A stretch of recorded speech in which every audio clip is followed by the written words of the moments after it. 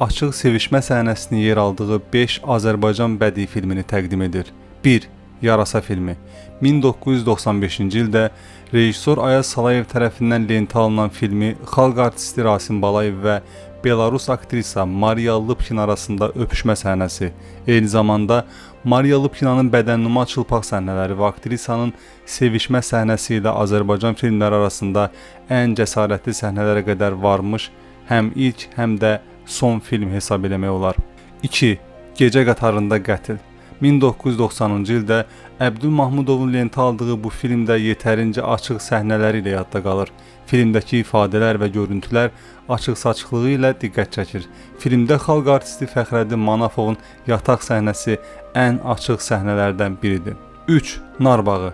2017-ci ildə rejissor İlqar Nəcəfin çəkdiyi Narbağı filmində də Azərbaycan kino sənətinin ən cəsarətli səhnələrindən birini müşahidə edirik. Aktyor Səmimi Fərhad və aktrisa İlahə Həsənovanın rol aldığı səhnə kənddə narların asıldığı damda baş verir.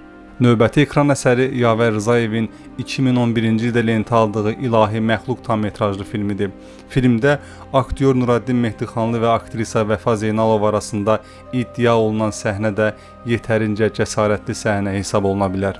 5-ci film hələ Azərbaycan tamaşaçısı üçün əlçatan olmasa da səsi uzaqlardan gələn Asif Rüstəmovun Mərmər soyuğu filmidir.